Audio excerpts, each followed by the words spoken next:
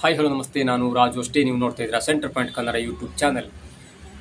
ಕಳೆದ 2-3 ವರ್ಷಗಳಿಂದ ಸದಾ ಸುದ್ದಿಯಲ್ಲಿ ಇರುವಂಥ ಒಬ್ಬನೇ ಒಬ್ಬ ವ್ಯಕ್ತಿ ಅಂದರೆ ಅದು ಡಿ ಕೆ ಶಿವಕುಮಾರ್ ಅವರು.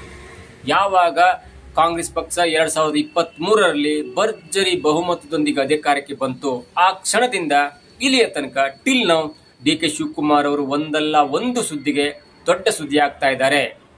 ಕಳೆದ 3-4 ತಿಂಗಳಿಂದ ಸಿಎಂ ಬದಲಾವಣೆ ಆಗ್ತಾರೆ. ಸಿಎಂ ಪ್ಲೇಸಿಗೆ ಈಗಿನ ಡಿ.ಸಿ.ಎಂ ಆಗಿರುವಂಥ ಶಿವಕುಮಾರ್ ಅವರು ಸಿಎಂ ಆಗಿ ಬದಲಾವಣೆ ಆಗ್ತಾರೆ ಎನ್ನುವ ಸುದ್ದಿ ಬಂದಾಗಲೂ ಕೂಡ ಡಿ ಕೆ ಶಿವಕುಮಾರ್ ಅವರು ಹೌದು ನಾನು ಸಿಎಂ ಆಗ್ತಾನೆ ಎನ್ನುವ ದೊಡ್ಡ ಮಟ್ಟದ ಸುದ್ದಿಯನ್ನ ಹರಿಬಿಟ್ಟಿದ್ದೇ ಡಿ ಕೆ ಶಿವಕುಮಾರ್ ಅವರು. ಅದಾದ ನಂತರ ನವೆಂಬರ್ ವೇಳೆಗೆ ನೋಡಿ ಸಿದ್ದರಾಮಯ್ಯನವರು ಇಳಿತಾರೆ. ಅದಾದ ನಂತರ ಸಿಎಂ ಸಿದ್ದರಾಮಯ್ಯನವರ ಜಾಗದಲ್ಲಿ ಈಗ ಡಿ.ಸಿ.ಎಂ ಆಗಿರುವಂಥ ಡಿ ಕೆ ಶಿವಕುಮಾರ್ ಅವರು ಸಿಎಂ ಆಗಿ ಪದಗ್ರಹಣವನ್ನು ಹೊಂತಾರೆ ಎನ್ನುವ ಸುದ್ದಿಯನ್ನು ಹರಿಬಿಟ್ಟು ಹೈಕಮಾಂಡ್ಗೆ ನೇರವಾದ ವಾಗ್ದಾಳಿ ಅಥವಾ ಹೈಕಮಾಂಡ್ಗೆ ನೇರವಾದ ಡೆಡ್ ಲೈನ್ ಕೊಟ್ಟಿದ್ದು ಕೂಡ ಇದೇ ಡಿ ಕೆ ಶಿವಕುಮಾರ್ ಅವರು. ಹಾಗೂ ಕೂಡ ಸುದ್ದಿ ಆಗ್ಬಿಟ್ರು. ಅದಾದ ನಂತರ ಕೆಪಿಸಿಸಿ ಅಧ್ಯಕ್ಷರ ಬದಲಾವಣೆಯ ಸಂದರ್ಭ ಬಂದಾಗ ಅಥವಾ ಕೆಪಿಸಿಸಿ ಅಧ್ಯಕ್ಷರ ಬದಲಾವಣೆ ಆಗ್ತಾರೆ ಎನ್ನುವ ವಿಷಯ ಕೇಳಿಬಂದಾಗಲೂ ಕೂಡ ಇಲ್ಲ 2028 ತನಕ ನನ್ನ ನೇತೃತ್ವದಲ್ಲಿಯೇ ಮುಂದಿನ ಚುನಾವಣೆ ನಡೆಯುತ್ತೆ ಎನ್ನುವ ಸ್ಟೇಟ್ಮೆಂಟ್ ಕೊಟ್ಟರು. ಆವಾಗಲೂ ಕೂಡ ಸುದ್ದಿ ಆದರು. ಅದಾದ ನಂತರ ಉದಯಗಿರಿ ಗಲಭೆಯ ಪ್ರಕರಣದಲ್ಲೂ ಕೂಡ ಕೆ.ಎನ್. ರಾಜಣ್ಣ ಅವರ ವಿರುದ್ಧ ಮುಗಿಬಿದ್ದಾಗಲೂ ಕೂಡ ಮತ್ತೆ ದೊಡ್ಡ ಸುದ್ದಿ ಆದರು. ಅದಾದ ನಂತರ ಕಳೆದ 2 ದಿನಗಳ ಹಿಂದೆ ಆದಂತಹ ದೊಡ್ಡ ಪ್ರಕರಣ ಇದೆಯಲ್ಲ, ಅದು ಹನಿ ಟ್ರ್ಯಾಪ್ ಪ್ರಕರಣ. ಯಾವಾಗ ಕೆ.ಎನ್. ರಾಜಣ್ಣ ಅವರು ವಿಧಾನಸಭೆ ಅಧಿವೇಶನದಲ್ಲಿ ಮಾತನಾಡಿ ನನ್ನ ಮೇಲೆ ಹನಿ ಟ್ರ್ಯಾಪ್ ಪ್ರಕರಣ ನಡೆದಿದೆ ಎಂದಾಗ ವಿರೋಧ ಪಕ್ಷದ ಒಬ್ಬ ಎಂ.ಎಲ್.ಎ ಆದಂಥ ಮುನಿರತ್ನ ಅವರು ಆ ಪ್ರಕರಣದ ರೂವಾರಿ ಡಿ ಕೆ ಶಿವಕುಮಾರ್ ಎಂದಾಗಲೂ ಕೂಡ ಡಿ ಕೆ ಶಿವಕುಮಾರ್ ಅವರು ತನ್ನನ್ನು ತಪ್ಪಿಸ್ಕೊಳ್ಳಿಕ್ಕೆ ಅಥವಾ ತಾನು ಅದನ್ನ ಯಾವುದೇ ಕಾರ್ಯವನ್ನು ಮಾಡಿಲ್ಲ ಎನ್ನುವ ಸ್ಟೇಟ್ಮೆಂಟ್ ಅನ್ನು ಕೊಡುವಾಗ ಅವರು ನೇರವಾಗಿ ಬೊಟ್ಟು ಮಾಡಿದ್ದು ಕೆ.ಎನ್. ರಾಜಣ್ಣ ಅವರನ್ನ. ಜೊತೆಗೆ ಯಾರಾದರೂ ಹೈ ಅಂದ್ರೆ ಮಾತ್ರ ನಾವು ಹೈ ಅಂತೇವೆ, ಯಾರಾದರೂ ಹಲೋ ಅಂದಾಗ ಮಾತ್ರ ನಾವು ಹಲೋ ಅಂತೇವೆ, ಯಾರಾದರೂ ವಿಶ್ ಮಾಡಿದಾಗ ಮಾತ್ರ ನಾವು ವಿಶ್ ಮಾಡ್ತೇವೆ. ಹಾಗಾಗಿ ಹನಿ ಟ್ರ್ಯಾಪ್ ಪ್ರಕರಣದಲ್ಲೂ ಕೂಡ ಕೆಲವೊಬ್ಬರು ತಪ್ಪಿರುತ್ತೆ, ಹಾಗಾಗಿ ಹನಿ ಟ್ರ್ಯಾಪ್ ನಡೆದಿರುತ್ತೆ ಎನ್ನುವ ಸ್ಟೇಟ್ಮೆಂಟ್ ಅನ್ನು ಕೊಟ್ಟು ಮತ್ತೆ ಸುದ್ದಿ ಆದ್ರು.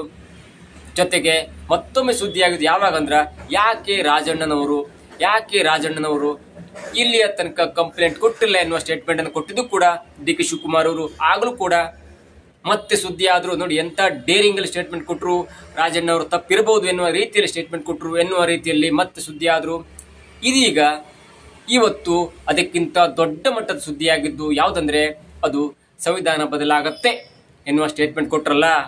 ಇದೀಗ ಅವರ ಸ್ಟೇಟ್ಮೆಂಟ್ ಇಂದ ಇಡೀ ರಾಜಕೀಯ ಕ್ಷೇತ್ರದ ಅಲ್ಲೋಲ ಕಲ್ಲೋಲವಾಗ್ಬಿಟ್ಟಿದೆ. ಜೊತೆಗೆ ಕಾಂಗ್ರೆಸ್ಗೆ ನುಂಗಲಾರದ ತುತ್ತನ್ನ ಕೊಟ್ಟಿದ್ದೆ ಇದೇ ಡಿ ಕೆ ಶಿವಕುಮಾರ್ ಅವರು.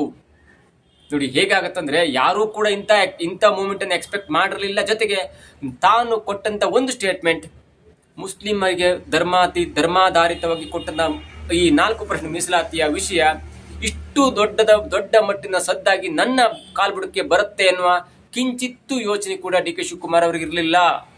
ಹಾಗಾಗಿ ಇಡೀ ಬಿಜೆಪಿ ರಾಷ್ಟ್ರಾದ್ಯಂತ ಪ್ರತಿಭಟನೆಗೆ ರೆಡಿಯಾಗಿದೆ.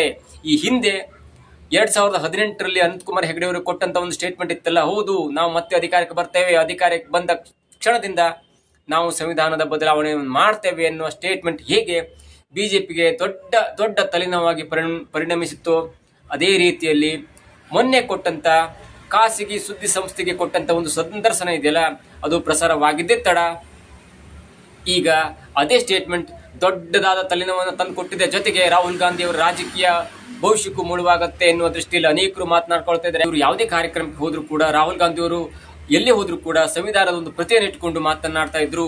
ಸಂವಿಧಾನ ಈಗ ಕಷ್ಟದಲ್ಲಿದೆ, ಸಂವಿಧಾನವನ್ನ ನಾವು ರಕ್ಷಣೆ ಮಾಡಲೇಬೇಕಾಗಿದೆ, ಇಲ್ಲಾಂದ್ರೆ ಸಂವಿಧಾನವನ್ನ ಬದಲಾವಣೆ ಮಾಡ್ತಾರೆ ಈ ಬಿಜೆಪಿಯವರು ಅಂತ ಪದೇ ಹೇಳ್ತಾನೆ ಇದ್ರು. ಅಂತ ಒಬ್ಬ ನಾಯಕನಿಗೆ ಡಿ ಕೆ ಶಿವಕುಮಾರ್ ಅವರು ಅಂದ್ರೆ ಸ್ವತಃ ತಮ್ಮ ಪಕ್ಷದವರೇ ಆದಂತ ಒಬ್ಬ ಮುಖಂಡನಾದಂತ ಡಿ ಕೆ ಶಿವಕುಮಾರ್ ಅವರು ಸಂವಿಧಾನ ಬದಲಾಗತ್ತೆ ಎನ್ನುವ ಸ್ಟೇಟ್ಮೆಂಟ್ ಇಂದ ಅವರಿಗೂ ಕೂಡ ಮುಜುಗರ ಆಗಿದೆ. ಜೊತೆಗೆ ಇವೆಲ್ಲದರ ಒಟ್ಟು ಪರಿಣಾಮವನ್ನು ನಾವು ನೋಡ್ತಾ ಹೋದ್ರೆ ಇದು ಡಿ ಕೆ ಶಿವಕುಮಾರ್ ಅವರು ಮುಂದೆ ಮುಖ್ಯಮಂತ್ರಿ ಆಗ್ತಾರೆ ಎನ್ನುವ ಒಂದು ಭವಿಷ್ಯ ಇದೆಯಲ್ಲ ಅಥವಾ ಒಂದು ಲೆಕ್ಕಾಚಾರ ಇದೆಯಲ್ಲ, ಅದಕ್ಕೆ ದೊಡ್ಡ ತಲೆನೋವಾಗೋದ್ರಲ್ಲಿ ಅಥವಾ ದೊಡ್ಡ ಒಂದು ಬ್ಯಾಕ್ ಸ್ಟೆಪ್ ಆಗೋದ್ರಲ್ಲಿ ಯಾವುದೇ ಸಂದೇಹವಿಲ್ಲ. ಯಾಕಂದ್ರೆ ಏನಾದ್ರೂ ನವೆಂಬರ್ ವೇಳೆಗೆ ಡಿ ಕೆ ಶಿವಕುಮಾರ್ ಅವರು ಮುಖ್ಯಮಂತ್ರಿ ಆಗುವ ಹಂತಕ್ಕೆ ಹೋಗಿದ್ರೆ ಅಥವಾ ಅಂತ ಚಾನ್ಸ್ ಇದ್ರೆ ಅದು ಈಗ ದೊಡ್ಡ ಹಿನ್ನಡೆ ಆಗುತ್ತೆ. ಡಿ ಕೆ ಶಿವಕುಮಾರ್ ಅವರಿಗೆ ಮೊನ್ನೆ ಕೊಟ್ಟಂತ ಒಂದು ಸ್ಟೇಟ್ಮೆಂಟ್ ನಿನ್ನೆ ಪ್ರಸಾರವಾಯ್ತಲ್ಲ, ಆ ಸ್ಟೇಟ್ಮೆಂಟ್ ಇಂದ ಮುಖ್ಯಮಂತ್ರಿ ಹುದ್ದೆಗೆ ಏರುವಂತ ಒಂದು ಅವಕಾಶದಿಂದ ವಂಚಿತರಾದ್ರೂ ಕೂಡ ಸಂದೇಹವಿಲ್ಲ. ಯಾಕಂದ್ರೆ ಅಂತ ದೊಡ್ಡ ಸ್ಟೇಟ್ಮೆಂಟ್ ಅನ್ನ ಡಿ ಕೆ ಶಿವಕುಮಾರ್ ಅವರು ಕೊಟ್ಟಿದ್ದಾರೆ ಎನ್ನಲಾಗ್ತಿದೆ. ಯಾಕಂದ್ರೆ ಅವರು ಹೇಳಲು ಹೊರಟಿರುವಂತ ವಿಷಯ ಅಂದ್ರೆ ಹೌದು, ಸಂವಿಧಾನಕ್ಕೆ ತಿದ್ದುಪಡಿ ತರಬೇಕಾಗಿದೆ. ಕೋರ್ಟ್ ಕೂಡ ಹೇಳುತ್ತೆ ಸಂವಿಧಾನದಲ್ಲಿ ಸ್ವಲ್ಪ ತಿದ್ದುಪಡಿ ಮಾಡಿಕೊಂಡು ಬನ್ನಿ ಅಥವಾ ಸಂವಿಧಾನದಲ್ಲಿ ತಿದ್ದುಪಡಿಗೆ ಅವಕಾಶ ಇದೆ ಎನ್ನುವ ಒಂದು ಹೇಳಿಕೆ ಕೂಡ ಕೋರ್ಟ್ ಹೇಳುತ್ತೆ. ಹಾಗಾಗಿ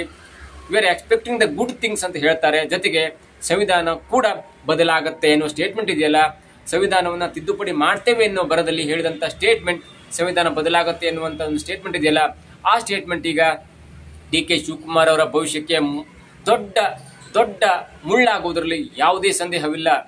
ಇವೆಲ್ಲವನ್ನು ನೋಡ್ತಾ ಇದ್ರೆ ನವೆಂಬರ್ ವೇಳೆಗೆ ಸಿಎಂ ಬದಲಾಗ್ತಾರೆ.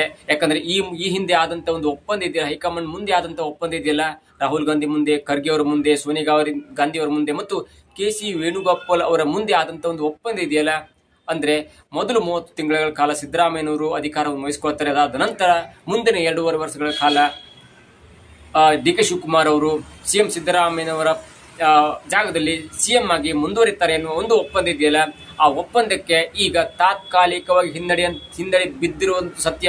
ಸಂವಿಧಾನ ಬದಲಾಗುತ್ತೆ ಎನ್ನುವ ಸ್ಟೇಟ್ಮೆಂಟ್ ಇಂದ ಕಾಂಗ್ರೆಸ್ಗೆ ಯಾವುದೇ ತೊಂದರೆ ಆಗಲ್ಲ ಎನ್ನುವ ಒಂದು ಧೈರ್ಯವನ್ನು ಇಟ್ಕೊಂಡು ಏನಾದರೂ ಡಿ.ಕೆ. ಶಿವಕುಮಾರ್ ಅವರನ್ನ ಸಿಎಂ ಪಟ್ಟಕ್ಕೆ ಏರಿಸಿದ್ರೆ ಅದು ಮತ್ತೆ ಹಿನ್ನಡೆ ಆಗುತ್ತೆ, ಮತ್ತೆ ಕಾಂಗ್ರೆಸ್ ಪಕ್ಷಕ್ಕೆ ಮುಜುಗರವಾಗುತ್ತೆ. ಜೊತೆಗೆ ಕಾದು ಕುಳಿತಂತಿರುವ ಬಿಜೆಪಿಗೆ ದೊಡ್ಡ ಆಹಾರ ಸಿಕ್ಕಂತಾಗುತ್ತೆ. ಈಗಾಗಲೇ ದೇಶದಾದ್ಯಂತ ಪ್ರತಿಭಟನೆ ಮಾಡಲಿಕ್ಕೆ ಮತ್ತು ಕಾಂಗ್ರೆಸ್ ವಿರುದ್ಧ ಸಂವಿಧಾನ ಬದಲಾವಣೆಯ ಹೇಳಿಕೆ ವಿರುದ್ಧ ಬಿಜೆಪಿ ಪ್ರತಿಭಟನೆ ಮಾಡಲಿಕ್ಕೆ ಮತ್ತು ದೊಡ್ಡ ಆಕ್ರೋಶವನ್ನು ವ್ಯಕ್ತಪಡಿಸಿ ಈಗಾಗಲೇ ಅನೇಕ ಪ್ಲಾನ್ ಅನ್ನು ಹಾಕೊಂಡು ಕಾಂಗ್ರೆಸ್ಗೆ ದೊಡ್ಡ ಮುಜುಗರಕ್ಕೆ ಈಡು ಮಾಡುವಂತ ಒಂದು ಪ್ಲಾನ್ ಅನ್ನು ಹಾಕೊಂಡಿದೆ.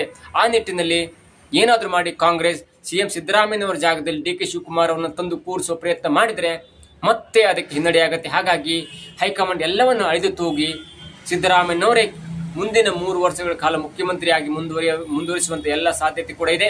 ಹಾಗಾಗಿ ಡಿ.ಕೆ. ಶಿವಕುಮಾರ್ ಅವರು ಮೊನ್ನೆ ಕೊಟ್ಟಂತ ಒಂದು ಸ್ಟೇಟ್ಮೆಂಟ್ ಇಂದ, ಜೊತೆಗೆ ನಿನ್ನೆ ಪ್ರಸಾರವಾದಂತಹ ಆ ಸ್ಟೇಟ್ಮೆಂಟ್ ಇಂದ ಡಿ.ಕೆ. ಶಿವಕುಮಾರ್ ಅವರ ಸಿಎಂ ಪಟ್ಟಕ್ಕೆ ದೊಡ್ಡ ಅಡ್ಡಗಾಲು ಬಿದ್ದಿರುವುದಂತೂ ಸತ್ಯ.